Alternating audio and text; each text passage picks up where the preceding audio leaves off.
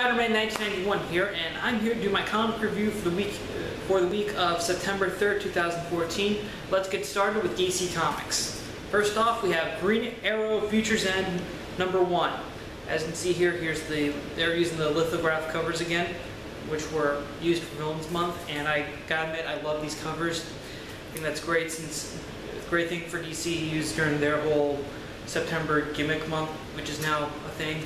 Anyways, in the Futures End one-shot, this issue is very connected to the Futures End weekly series, and if you're reading that right now, I really don't want to spoil it for you, but if you want, wait until I hold the but if you don't want to hear any spoilers, just fast forward till I hold up the comic. And basically, it's 5 years in the future. We see Emiko, Oliver's half-sister, is the new Green Arrow, and also Naomi's kind of her partner, and she's also the new Dart. They go back to the Arrow Cave one night and they find a beaten Oliver Queen, who then asks them to deliver a green pyramid for him to Lois Lane, while he goes to Prague and he's followed by Emiko, so he can gather the outsiders together because he needs them to help break into Cadmus Island, which is where a bunch of refugees from Earth 2 are kept and they're being run experiments on. So Oliver gathers with the outsider clan leaders on his island, which is, the island he was stuck on, while he has Magus pose as him, Oliver Queen, so he can fake his death at the hands of Deathstroke. Okay, alright, spoilers are done. Basically, this was a good issue, I thought, because I remember when I'm not reading Futures End right now, but when I heard the first issue came out, they said that Green Arrow is dead. And so reading this, knowing that Oliver is actually alive and that he faked it, that was very impressive. That was very nice. Very nice. Like I said, it does tie in a lot to the Futures End series. I think that's great for this event, because a lot of these one-shots, they may or may not actually be directly involved with the Futures End event. So I think that if you're reading the weekly series and you like Green Arrow, you should definitely pick this up. And if you're just reading Green Arrow, like me, this is still a great issue, because technically this is the final issue for Jeff Lemire for this series. But he did a lot of good things in the title, and this is a nice sort of little epilogue issue that Lemire got to write, which is very great. So if you like Green Arrow, you're reading or you're reading the Futures End weekly series, then you should definitely pick up this title. Next up, Justice League #33. The Justice League is still fighting the Doom Patrol, and Lex Luthor is still fighting Niles Caulder for control of the Power Ring. Basically, Luthor and Batman do take a moment to talk, and where Batman's like wondering what the hell Luthor's doing here, and Luthor explains that he knows about the Power Ring and that how it's like a Green Lantern, and scans it and says that just like how a Green Lantern ring feeds off the user's courage, this ring feeds off the user's fear in order to control them. And so basically the rest of the issue, Luthor and Niles Caulder, who's the chief of the Doom Patrol, are fighting each other for the ring, but it's ultimately Batman who's able to get Jessica Cruz to confront her fear and move past it so that they can shut down the ring and get it off her. However, when the League returns to the Watchtower, Batman, Superman, and Wonder Woman are discussing about Lex Luthor joining the Justice League. And during their conversation, Superman's pretty much saying how it's a bad idea. Batman's saying how it can be a good thing, because if they let Luthor, because right now if we leave Luthor alone to his own devices, it could be risky, but if we keep him in the League, we can keep an eye on him. And so the last page of the issue is Superman welcoming Lex Luthor to the Justice League. Alright, so this is the issue where Lex officially joins the Justice League. And I really like the way Jeff Johns writes the conversations between Lex Luthor and Batman, because Luthor and Batman are pretty similar. They're both, big players in the whole human universe, but they don't have any powers. Also, it's very great. Also, Luthor when it's just him and Batman, Luthor still calls Batman Bruce, which Batman asks him not to do that. So it's very interesting to see Luthor kind of nag at Batman like that. Also, the conversation. Also, another thing I liked about the issue was the conversation between the whole DC Trinity about Luthor joining the Justice League, because it's a very interesting thing, because Superman's pretty much given the reasons why Luthor can't be there, why Luthor shouldn't be in the League. Batman's making the case why they should let him in the league, and Wonder Woman's kind of like just basically the third wheel in the conversation. But I really think in a way it works because it's kind of like, you know, Wonder Woman is sort of hearing about this from like the reader's perspective too. So that's very interesting. Also, we do find a little bit more about the Doom Patrol, not much, but like at the end where they take Power Ring away, they find out that apparently the Calder's Doom Patrol is working for Argus, which Wonder Woman says she'll talk to Steve Trevor about it. So who knows what that's going to lead into. But yeah, overall, the Justice League, very nice title. This is probably one of my favorite DC titles out right now, especially since we have Lex Luthor joining the Justice League. Again, that should be some very interesting things. Also, I think once Captain Cold joins, I think that will be the moment that Superman and Flash quit, because if you've seen any comic that features the Justice League, you'll notice that Superman and Flash aren't in there. So that'll probably happen soon, I think. But overall, Justice League, definitely a buy. Alright, now it's time for Marvel with Captain America, number 24. Alright, Falcon and Jet Black fight Zola in this issue. Pretty much fight Zola for most of this issue. And they find out that the whole reason behind Zola's attack is so that he can get it. Well, Zola's working for the Red Skull, and he's doing this because he wants all the Avengers gathered in New York to fight this army, so he can launch a bomb that will pretty much wipe out the entire city. And of course, when they hear about this, Falcon rips off the detonator attached to Zola's armor. But unfortunately, apparently once the detonator, Zola had the brilliant idea of if his detonator is destroyed, the bomb will automatically go off. And Ian Rogers, Steve's son, makes it to the tower and finds Sharon Carter, who's apparently his adoptive mother, because she took over raising Ian once after Steve left Dimension Z. Anyways, they find the bomb, and they've only got like 15 seconds left. Fortunately, though, Falcon hears about it. He pretty much flies really fast over there, gets to the bomb, then heads up above the city, tries to get as far away from the city as possible so the bomb can detonate without anyone getting hurt. And the end is pretty much with Falcon communicating to Steve, saying, "Don't worry, I got this. You, Ian, and Sharon can have a good life together." And later, and just basically the bomb detonating.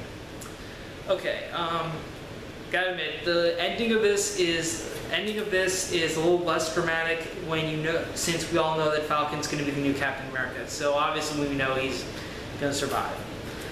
But overall, I had to say though that most of this issue did concentrate on Falcon, which I think is a good thing since Sam is going to be the new Captain America soon.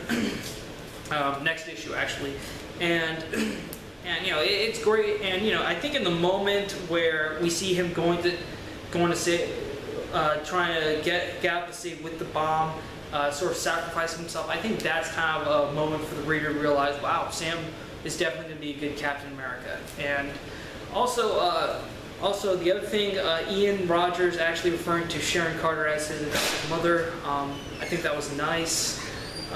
Nice way to do that.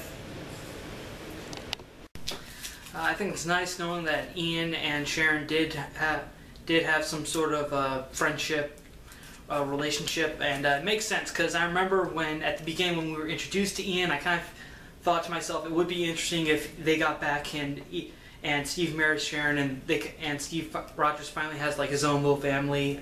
So you know, I think if Sharon and Ian do survive and are able to remain on Earth and stay with Steve while he's, you know, kind of old and sort of retired in this case.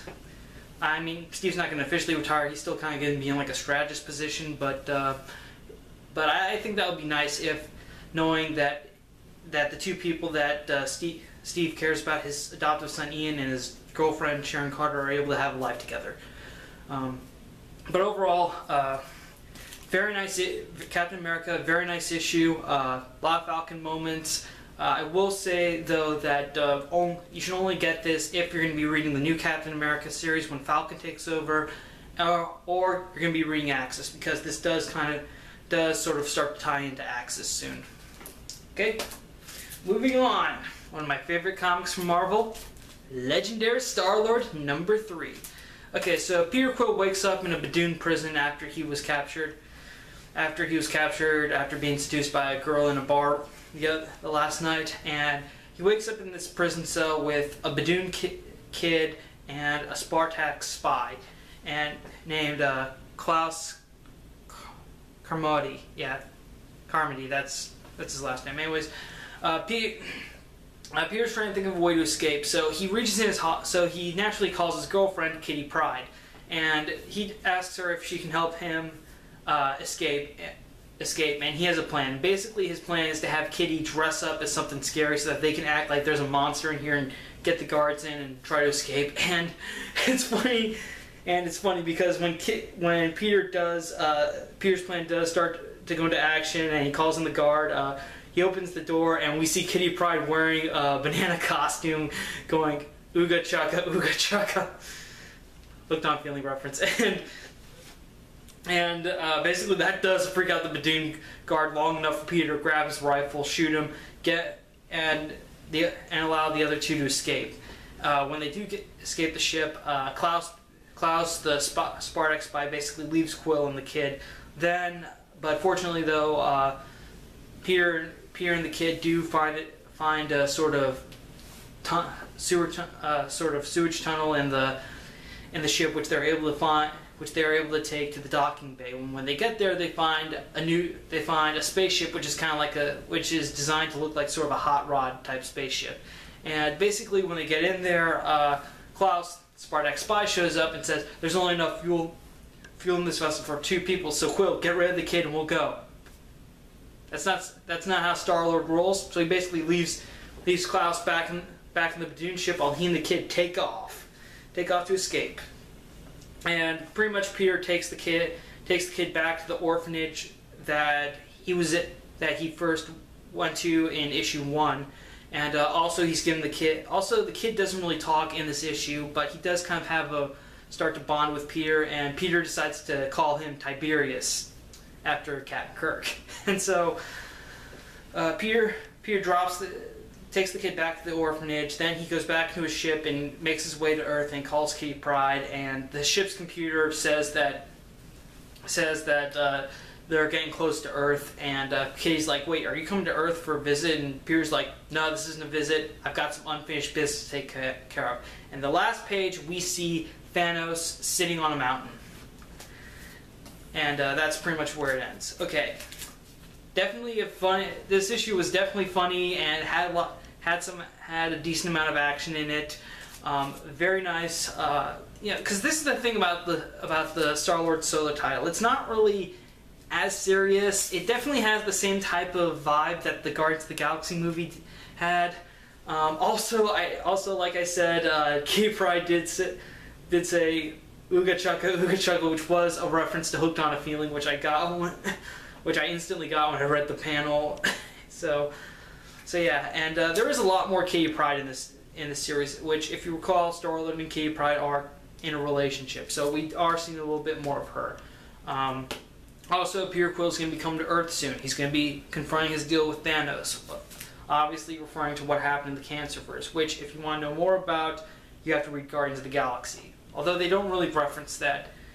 Although they really don't reference the Guardians of the Galaxy series in this title, which I think is kind of a good thing, but it wouldn't be nice if they would at least say that to find out about Peter, which makes it a little confusing to me, because I think that you need to read Guardians of the Galaxy to find out what happened in the Cancerverse, but I feel like maybe they're going to eventually tell what it is in this title. So who knows, really. But if Star-Lord's your favorite Guardian and you want more of stories with just him, I would say definitely pick up this series. It's awesome, it's fun, it's definitely... I mean, the way Sam Humphries writes Star-Lord, it's definitely Chris Pratt's Star-Lord in this. So, really, if you like the movie, you should definitely check out this series. Alright, next up, Moon Knight number 7. Brian Wood takes over. Takes over from Warren Ellis. Basically, Moon Knight is basically the whole majority of this issue is Moon Knight chasing after this assassin who's trying to kill a foreign general who's on his way to the UN, and also this assassin uses some sort of drone that can launch an EMP attack on New York City. And so the majority of the issue is just Moon Knight chasing after him, fighting him in almost every chance he gets, until ultimately, right when the assassin's about to take the shot to kill his target, Moon Knight jumps in time and his foot lands like right on the back of the guy's neck, and he breaks it and kills the assassin before he can kill his target. After Moon Knight kills the assassin, his cell phone rings and Moon Knight answers it, and the person who apparently hired the assassin is none other than the psychiatrist Mark Spector went to see at the beginning of issue 1 of this series. So yeah, gotta admit, nice. It's not really as self-contained as the other issues of Moon Knight, but I think it does reference the first issue when Mark Spector went to see a psychiatrist, and who sort of explained to him about how multiple personality disorder is really dissociative identity disorder, stuff like that. So yeah, that was a nice little throwback to issue 1. Lots of action if that's your thing. So far, new creative team of Moon Knight, it's doing a good job. They've hooked me for this next story arc. Hopefully they can keep the magic going, because really before this I liked every issue of Moon Knight, and I would just like to say that if you liked all those other issues, and also if you liked Brian Wood's X-Men, you should definitely check this title out. All right, now Spider-Man 2099 number 3. Miguel O'Hara is forced to accompany Tiberius to Transabal. Wait, am I saying this right? Transabal, yeah.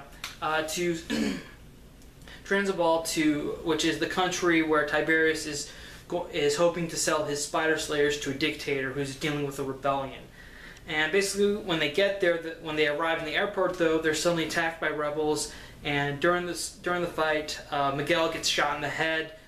He's fine, but Tiberius gets kidnapped by the rebels. So Miguel takes a jeep and he starts to track where Tiberius' location is, thanks to a tracker he put in Tiberius when he first met him. And while Miguel is searching for Tiberius, Tiberius is being pretty much interrogated by the leader of the rebels, who is a woman, and she only took over because her husband and her eldest son were the leaders until they were killed. And basically at first she tries to ask Tiberius to cancel a sale. That doesn't work, so then she proposes that instead he has the Spider Slayers somehow turn on the dictator. And right when Spider-Man shows up at the building to rescue Tiberius, Scorpion shows up, and apparently he's, I think, working for Alchemex now or something like that. And Spider-Man 2099 ends up fighting Scorpion until final page of the issue shows a swarm of Spider Slayers surrounding the building. So yeah, okay. I feel like we're gonna get a lot more character development for Tiberius Stone, Miguel's grandfather. So I think we're gonna see some more fleshed out. This might be some sort of thing that's gonna alter his character, maybe change him along the way. Also, great to see Miguel fighting a classic Spider-Man foe, Scorpion, who last time I saw him, he was involved with last time we saw Scorpion was involved with that whole Raft prison breakback and Superior Spidey. So yeah, still great series.